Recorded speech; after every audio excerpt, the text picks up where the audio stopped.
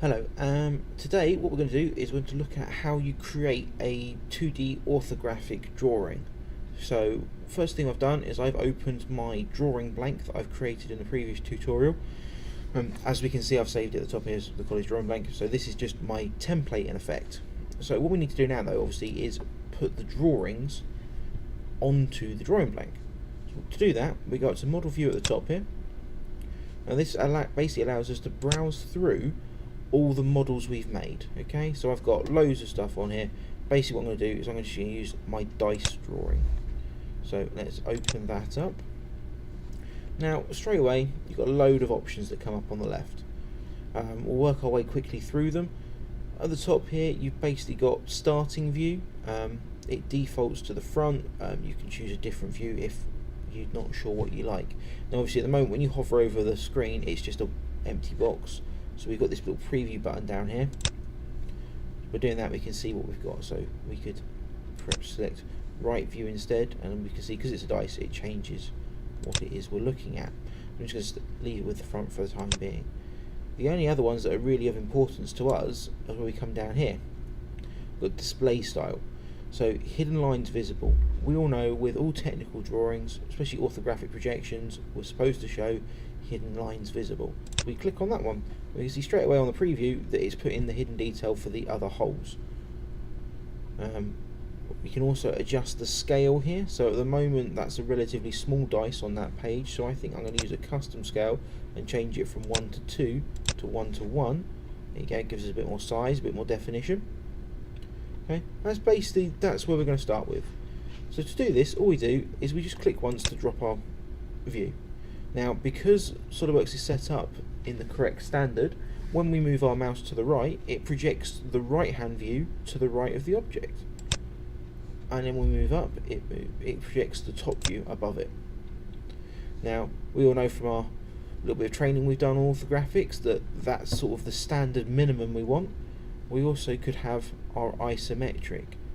Now as you can see now I'm starting to run out of space, so I'm just going to hit escape on that. So the isometric we just moved up right, but what we can do is we can now move these around. They stay locked together because they're obviously all projected off each other, so they know they need to stay together. We can just move them around a little bit. We also know with isometrics of course that we don't have hidden detail on isometrics, so we can just go back and change that. The tricky bit with that is of course that they changes them depending on what you've done. So basically because I put this one down, this is what we call the parent view. If I change something on this one it changes all of the other views to match it, whereas if I then click on one of the child views, the ones that come from it, and change that, it only changes that view. Okay, so we've got this one set as isometric. Now this is a little bit complicated because you've got all these centre marks on them. It's a default for SolidWorks. You can turn it off in one of the deep settings, but it can be easier, especially with the view, just to turn them, delete them all by clicking on them.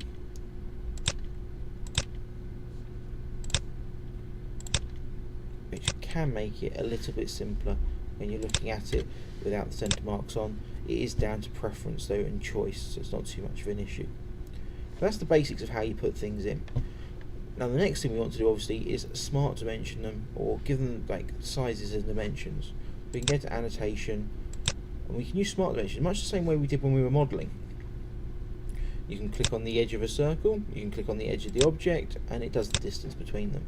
Because it's smart, it knows what you did originally, and it's down to you to dimension your item correctly using the standards and training we've gone through.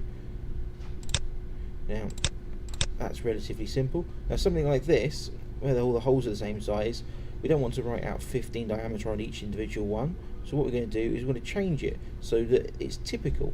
Now we know by doing typical all we really need to do is add TYP after the dimension. So what we do is we click on the dimension so that its options come up. All the options always come up on the left, that's nice and easy. And in the bottom here we've got dimension text. So this basically says this is diameter, it's the dimension that the model says it is. We click in the box, in capital letters we write TYP, and because that's come up in there, it's come up straight away on the dimension on there. And that's basically it. It works pretty much the same way as it does with anything else. All you've got to do is work your way through and dimension it up fully so that you know you can make the product from it. You of course then need to remember to adjust your data block accordingly for each individual part you make. The only other thing I might suggest at this point is obviously these are quite big, which is good, but your isometric doesn't necessarily need to be as big. So same principle we used earlier, we can use a custom scale and change this one back down to a slightly smaller size so that it's still there. It shows us an overview of the product, but it's not as big, it's not as in the way. If we do that though, obviously that scale is now different from the rest of it, so all you'd have to do is add a note underneath it saying what the scale for that individual view was, which was 1 to 2. Okay, whereas the rest of the scale for the entire document is of course 1 to 1, which we can double check by clicking on the view and going, oh yeah, it says 1 to 1 there, so that's going to be our scale for the document, and then the individual view is a scale of 1 to 2. Okay, that's the basics. Other than that, you're just going to need to keep playing with it, fiddling with it, going back through and adjusting it as you see fit. Okay.